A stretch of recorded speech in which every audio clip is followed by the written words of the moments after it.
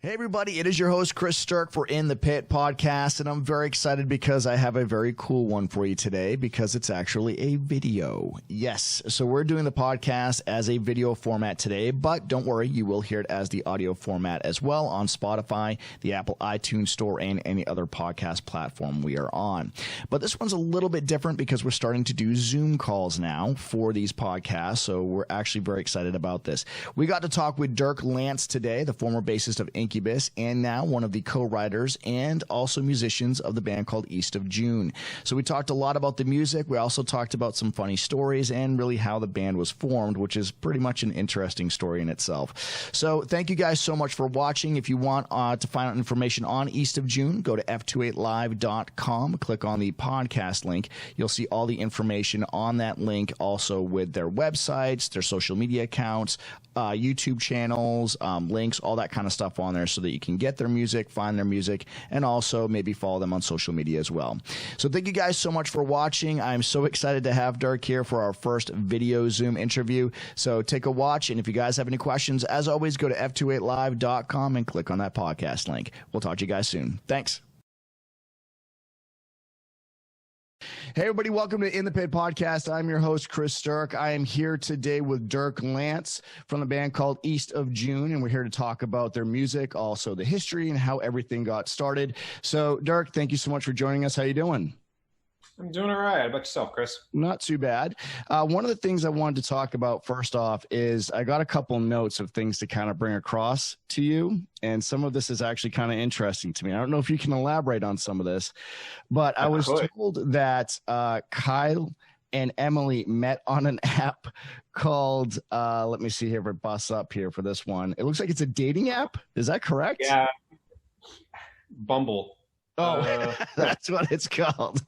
I think a number of years ago, Kyle in his downtime was having a bout of swiping, and he came across this girl, and he and I had already been talking like, okay, need to find female singer for project we're going to start.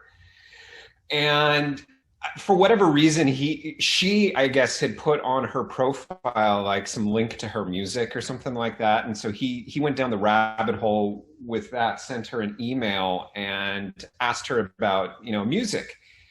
And it dawned on her at some point after the fact, like, how did you discover me? And he's like, oh, Bumble. I don't want to date, but do you want to maybe be in a band? And so lo and behold, their poor dating opportunities led to us being in a music project together.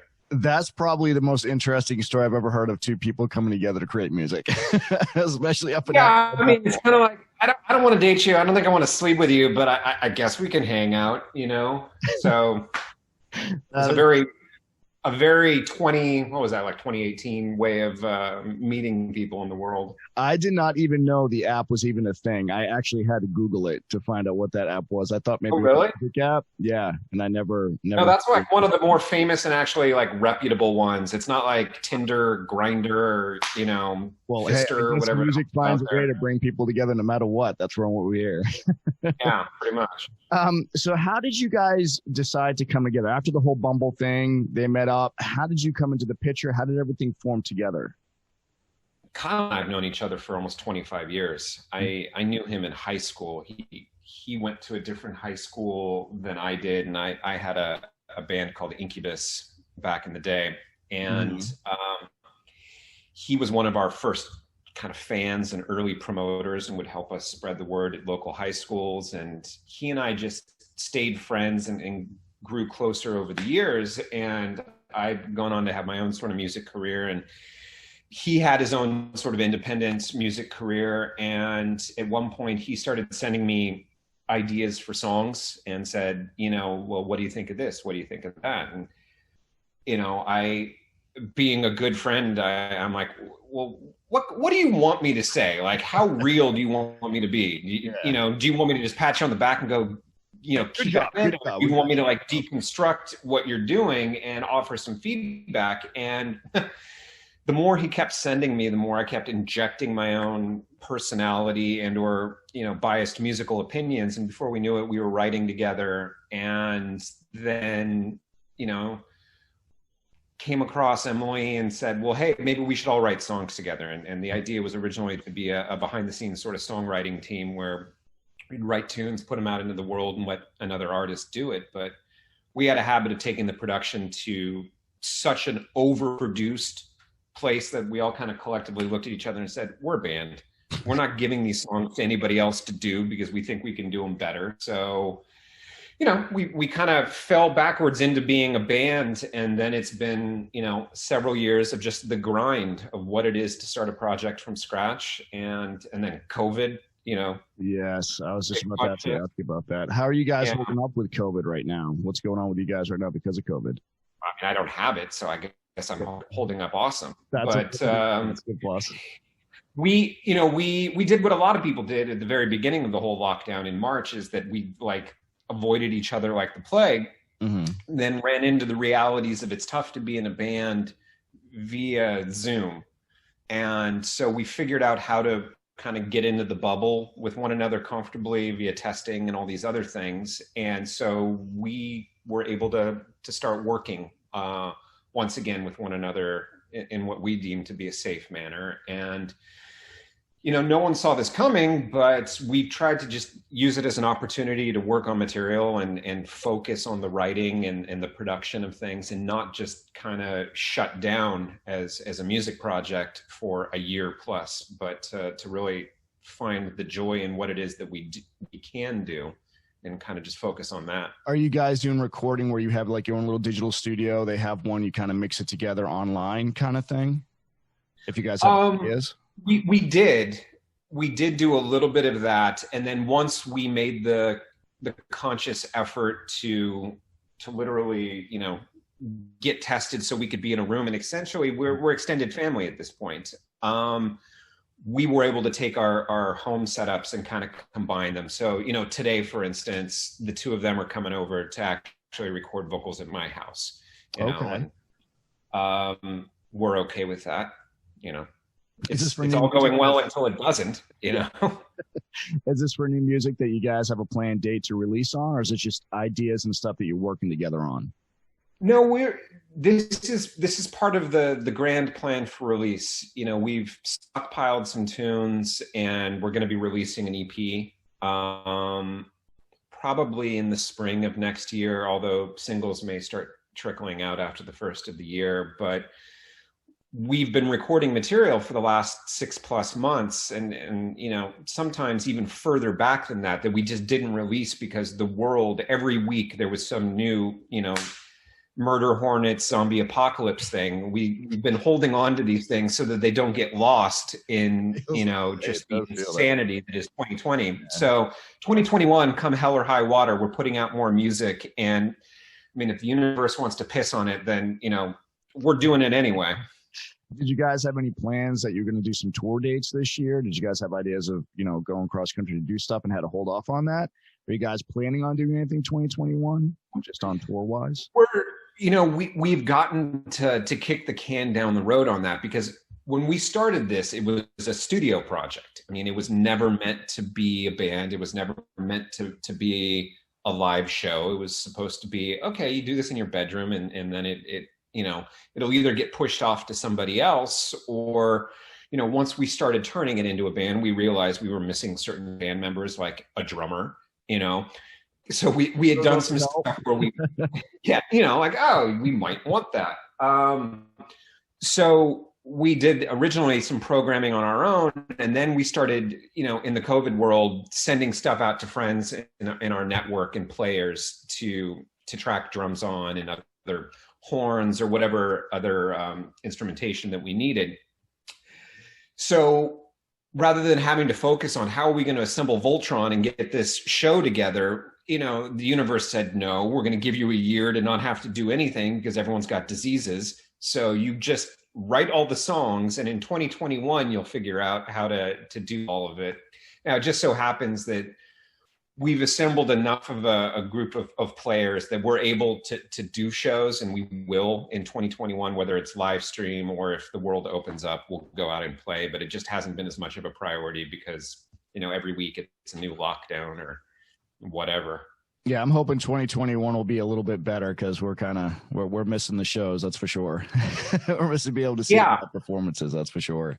I mean, look, you've gotten your fill probably in people's living rooms. If you've ever wanted to know what all these people's living rooms look like, great. But now that that's done, it's what else do you have? Yeah. So, there's a lot of time and energy that can go into like putting on that living room show, or what we've chosen to do, which is just focus the attention on the craft of songwriting and the production of tunes, and really being able to dig in without the pressures of, okay, you're going to play 5 days this week, in different cities. So have you found it different being someone that was in such a successful band?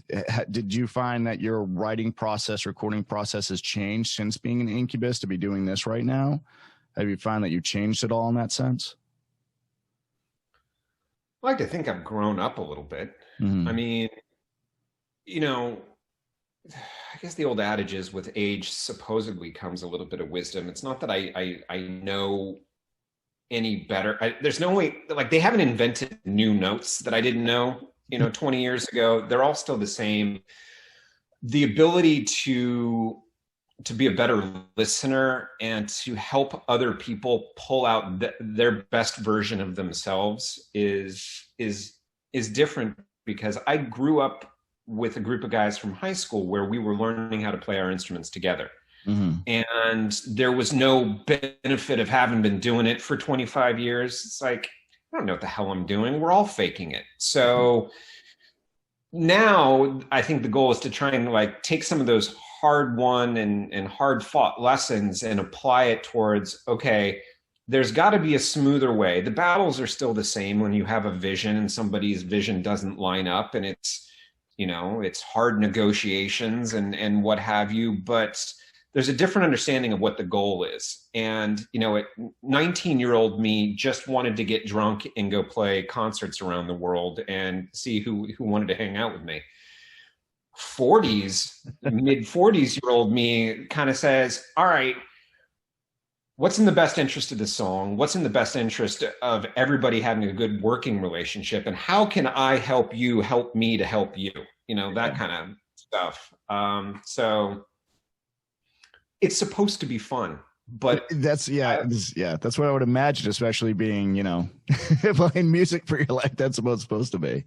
But this comes back to my original kind of discussion with Kyle several years ago. It's like, well, what do you want to do here? Like, if you want to just write riffs and stay in your garage, so to speak, I'll tell you one thing. I'm not going to rain on your parade. Like, you do you.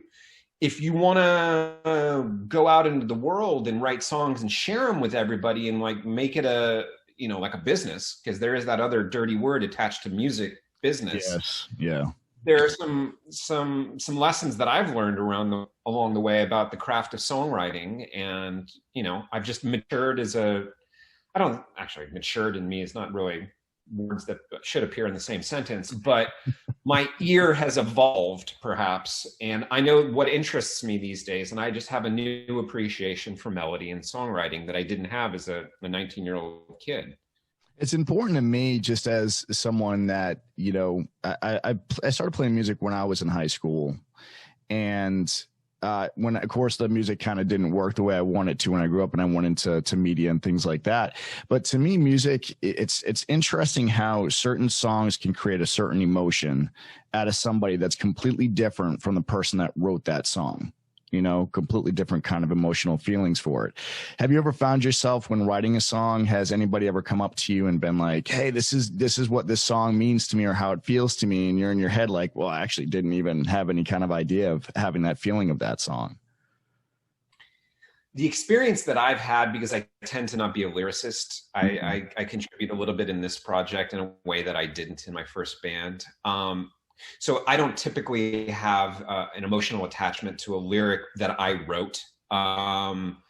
It's more of like a direction from a songwriting perspective, musically. I used to get really uncomfortable because people would come up to me and say, this song, it's not so that they were focused on a specific aspect of the lyric, but it was like a moment in time for them. Like, this got me through my parents' divorce, the birth of a child. And you know, there's a weird thing with a songwriter where it's this constant push and pull of like, you want your stuff to be liked.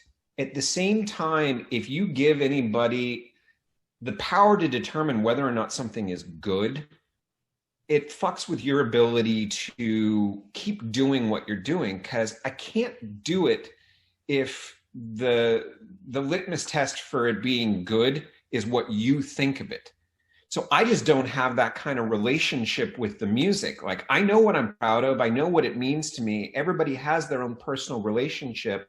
And I find it interesting to just hear people's relationships with it. And it took me a while to get comfortable with the idea that this means something more to you than it does to me, or it means something different to you. And it's not any better or worse, but I can't get attached to what it means to you, because what happens if you don't like it? I'm only supposed to like buy into the things that you think are good, you know? What should I think about the songs that you don't care for if I do? You know? So there's this weird sort of thing, like, you create this piece of art, it means something to you, and you kind of hold it to yourself, and then you put it out there and you go, I hope you like it, but I really have to not care if you do. Because I can't get my sense, that's codependence in a completely psychological sense. Like, my sense of well-being depends on what you tell me about me, you know? Is there anything more codependent than being a musician or an artist in that way? Like, my validity comes from your reception of this. And please accept me. Yeah, so I think that for me, like, you've got to find the beauty in the grind in the process. If you don't enjoy the process, then you're attached to the outcome. And your sense of self-worth depends on whether or not it's sold, whether or not it received accolades. Yeah. And then you grow resentful of the process. Like, the process is the grind. If you don't love it, then damn, that's fickle, because other people may like what you do, and 1 week swear you're the best at something, and then the next week you lost it. You suck. You're a horrible person. You probably kick puppies. You know, I'm like, I didn't last week, so I don't know what changed here. That's a great way to look at it. I mean, I've never actually looked at it that way, so that's actually a really good way. You just explained it. I actually agree with you fully on that one right there. One of the songs I did want to talk about, the one that we got sent to us, a song called Little Bird. And this was released, we have about 2 months ago, correct? About September time?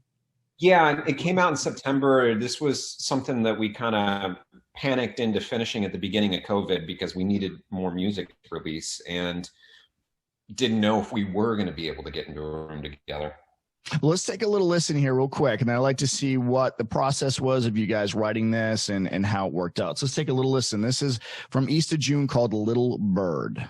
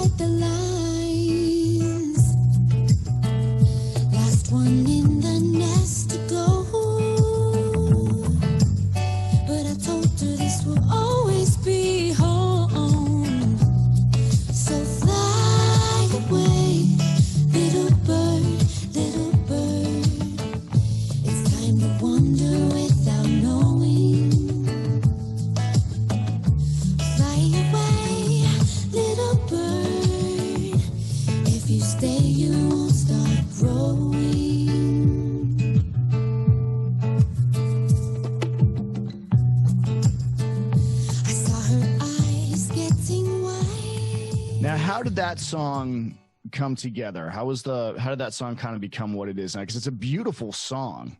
It's beautifully written, beautifully put together.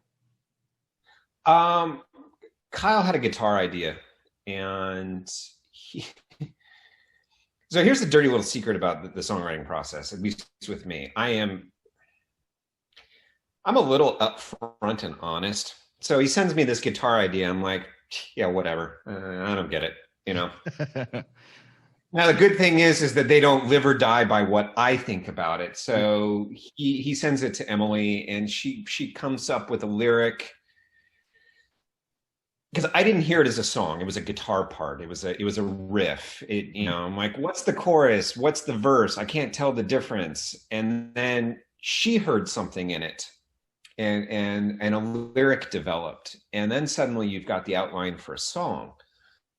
And then the ball's in my court, and people are like, okay, you didn't hear the song. Well, here's the song. What are you going to do?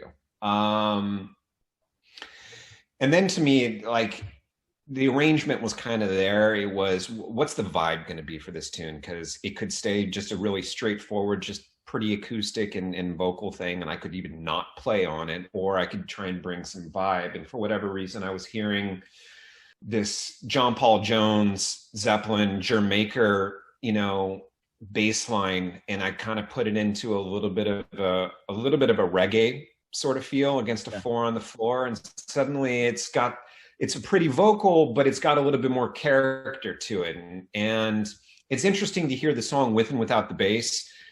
The dynamic is just completely different, and so we all got excited about it and finished building out the track, and had to kind of censor ourselves to not overproduce it, if you will. Like, okay, well, we could do 40, we're going to bring in a string arrangement and all this other stuff. It was, no, this is a moment in time. It's beautiful in its simplicity.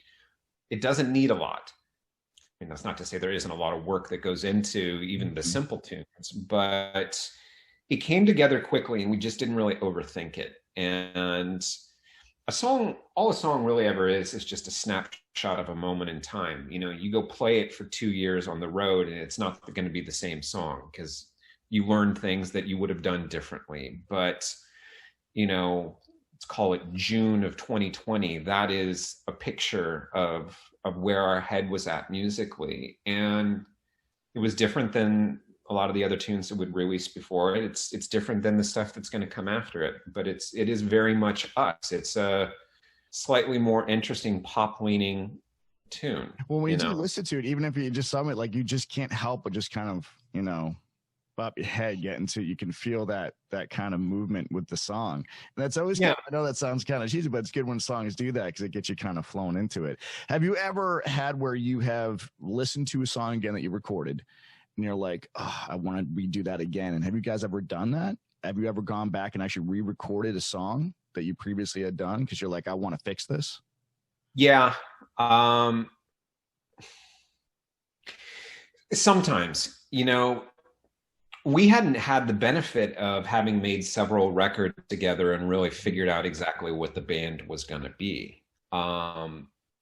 Typically band starts, they grind for a few years, they evolve, they write a bunch of songs, they throw half of them away, they twist and turn to figure out what it is that they want to do, and then they put out their music to the world in a recorded medium, so to speak. We kind of came out the gate with stuff, and we've gone back, and Emily's kind of evolved a little bit more as a singer. The talent was always there, but her delivery in the project and where she wants to be as an artist has changed a little bit from where it was 3 years ago.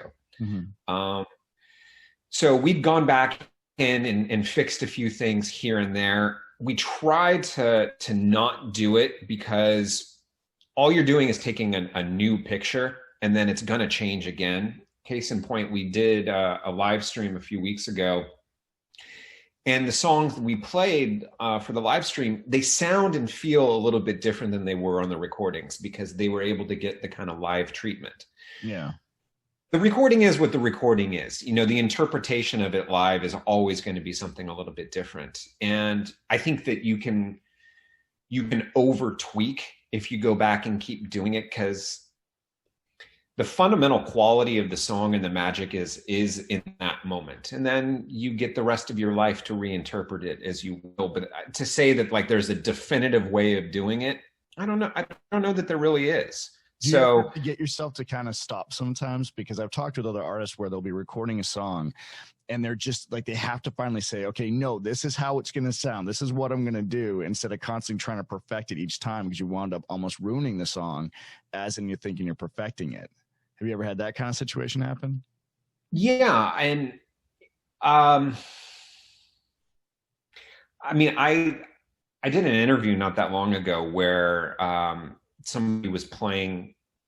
It was a big group Zoom, and we were all listening to an early Incubus record, and I had to listen to myself play on an album from when I was like 18 or 19 years old that I just don't spend any time listening to. Yeah. And it was, on one hand, it was really fun to kind of revisit that. At the same time, I'm like, I would never do it that way now. Yeah. So when I'm in the middle of recording something, I tend to be a little too focused and I miss the big picture. You know, like, did I get the performance? Did I get the nuance? And then you go back and the next day you listen to it. You're like, I missed the entire boat because I was so concerned about this lick or this phrasing that I didn't understand the feel of the whole tune. Mm-hmm. What's been interesting is that there's a piano player that we've been working with who's played on a lot of the tunes that are coming out next. And he also plays bass. So sometimes I just, if we're working on something new, I'm like, you play bass, because I want to sit there and put my producer hat on and just kind of listen to the big picture, as opposed to where am I in the song? Because I'm trying to figure out what I'm supposed to be playing, as opposed to, well, what does this song need? And it's an interesting perspective. I mean, it's what a real producer actually does, is they take that kind of big picture view, because I can get totally hyper focused on something and just miss the boat entirely. Which is pretty much how I am on everything I do. Pretty much, that's kind of how I am on here.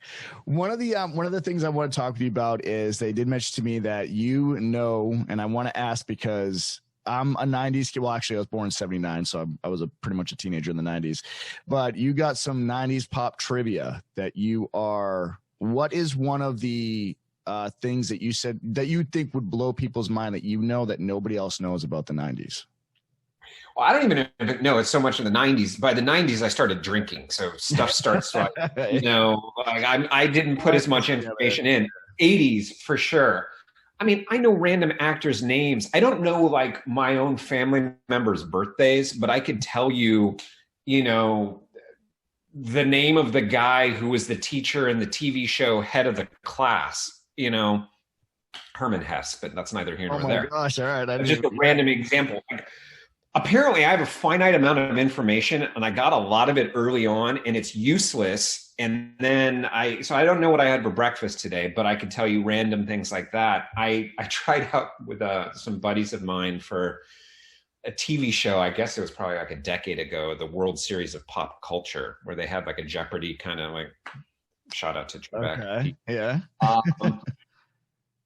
So just random trivia has always been something that it's just the way that my brain processes information. I hold on to things like that. Although I will say, hands down, the most idiot savant guy I've ever seen on trivia, at least when it pertains to music, for instance, was Mark McGrath from Sugar Ray. Really?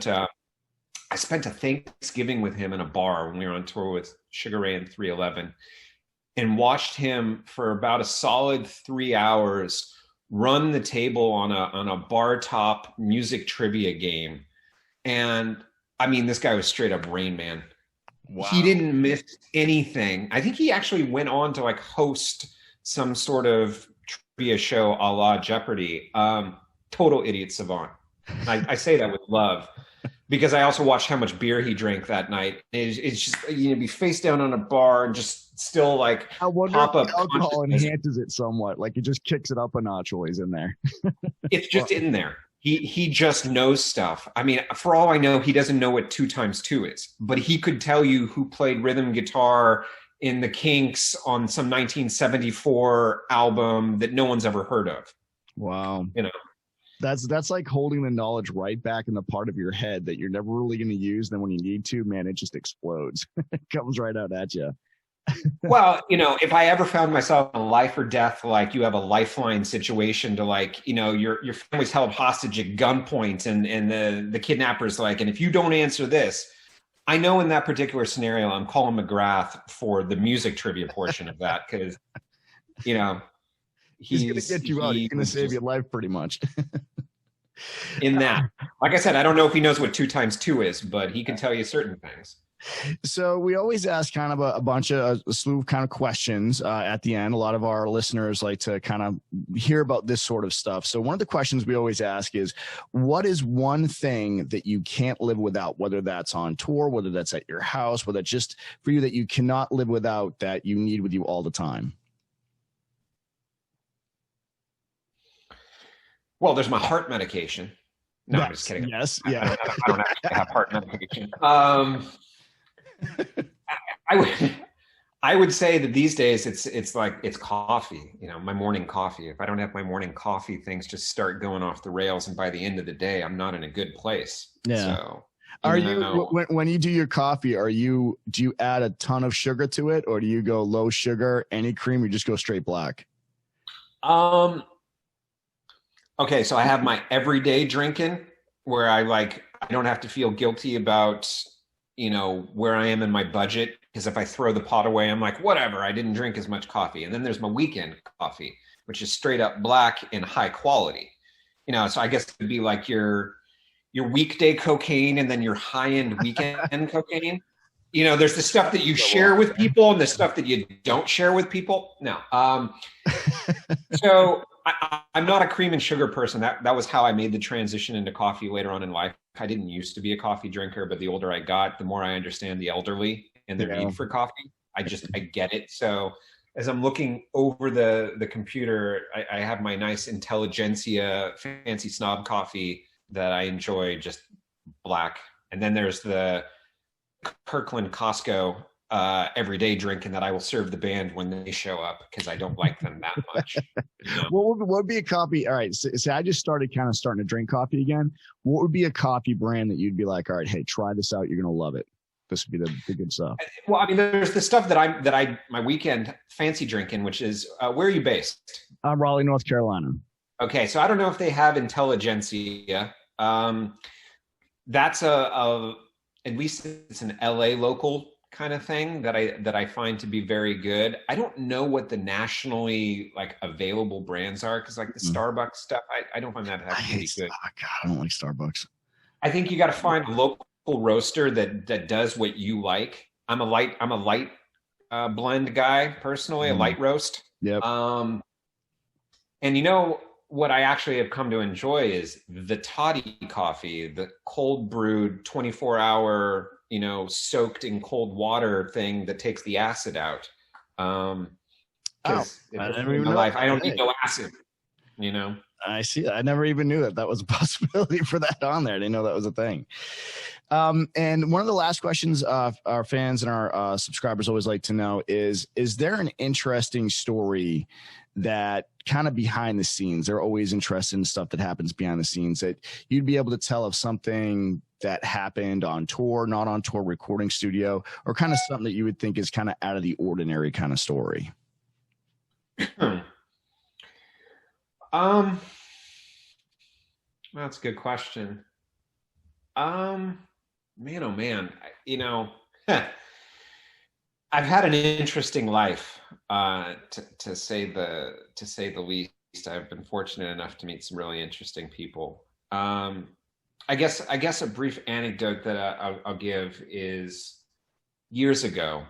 I was lucky enough to meet Bono and The Edge from U2. Wow. And I met him in an environment where I didn't think I was going to have an opportunity to have any sort of personal interaction. I mean, Joshua Tree is one of the seminal records of my life. My dad is not a music fan. My dad's actually completely deaf in one ear and partially deaf in the other. And he had 2 albums when I was a kid. He had Born in the USA, Bruce Springsteen, and The Joshua Tree. 2 good albums to have. Those are 2 really. Yeah, I mean, if he only gets 2, I'm not mad at that at all. My mom was a music fan on a lot of other levels, and I'd like to think I got some taste from her. But I grew up listening to U2, and I just, at the time, especially when this story took place in 2001, 2002, something like that, they're the biggest band in the world by a long shot. And I got to meet him, then I got to go and kind of just have drinks with the 2 of these guys at a bar in Denver. And it was really just us. And I got to just talk to them. Wow. And once I got done with my moment of sort of fanboy of like, oh, I can't have a conversation. What is it I'm going to talk about? You know, it's like, well, we actually have the same job. They're just maybe better at it or more successful at it. And I just got to talk to them as human beings. And I got to see that there are people out there who are at the top of their craft, who are larger than life, who are actually just normal people. Mm-hmm. And at this particular moment in time, I was maybe 23, 24, 25. I was successful. In my world, I was kicking ass. And it just showed me that I don't have to let that go to my head, because these guys didn't have the attitude like kiss the ring. You know, it was, we're just down to earth guys who do what we love.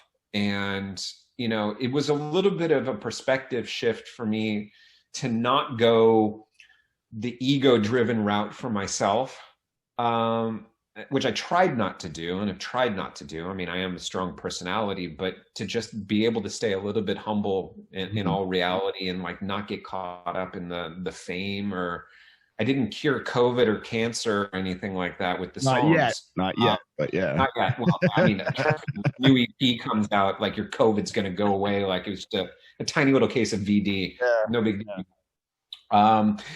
But I've had some moments like that. And then there's been the shifts where I've met people who I was genuinely excited to meet, and they were such assholes that it was jarring and shocking. And that's almost as important to like, I don't ever want to be like that to somebody else, because that song or that riff that I don't think is all that important in my life, that made somebody's day. Yeah. And I know when I tried to have that moment with certain individuals, and they shut me down so hard that I questioned my choices in life, that, you know, words have power. Your attitude has power. You can inspire people with the right friggin' attitude about what it is that you do, you know? So there's a certain responsibility that comes with that. I just think it's cool that when you get to meet people that mean something to you, that you take it seriously, you know, or that they take it seriously and give you back the respect, and you give them back the respect that somebody else is offering in an authentic and genuine moment, you know? Yeah. Kind of just treat the person as if, you know, you'd want to be treated by them too, as I guess in that sense as well. Jesus guy was onto some shit, you know, he just, I didn't even realize it in my head. I wasn't even thinking that in my head when I said that. What is one thing before we let you go again? And thank you so much for taking the time to talk with me. What is one thing you want to let the fans know about? Any upcoming music you guys are currently working on, dates that things are going to be released, or website, anything like that? The website is eastofjunemusic.com. We're on all the socials as East of June. You know, we try and stay pretty active in terms of keeping the content coming out. There is new music coming out. And I think realistically, it's our best stuff. Mm-hmm. Is it the best stuff we will ever do? God, I hope not, because that would imply that I'm blowing my wad real early. And, but there is some music that I'm truly proud of that I think people are going to enjoy. And if they do, great. And if they don't, then, you know, there are no refunds, and, you know, you move on to somebody else. I don't really care, because remember, I'm not attached to your interpretation of how good this stuff is. But we're working hard. We're grinding, you know, and encourage everybody to stay safe and Rona free. And we're just going to keep doing what we do. Well, thank you so much for taking the time to talk with me. And for everybody that's watching and listening right now, go to f28live.com. You will see all the information on there, links to their website, everything on there as well, including the music video for the song that we just played. So you see all the information. So thank you so much for talking with me. Be safe during COVID. And you guys said you're recording today? You're actually doing some recording today? Yeah, we're doing vocals today. Got some hot new jams. We're dropping hot jams. Assuming that the singer doesn't shit the bed and like her voice give out or something, but we'll whip her into shape. Well, I'm looking forward to hearing what you guys put out here soon. So thanks so much for talking with us. We'll talk to you guys soon, and we look forward to hearing what's coming up next. My pleasure. Take care, Chris. All right. Bye-bye.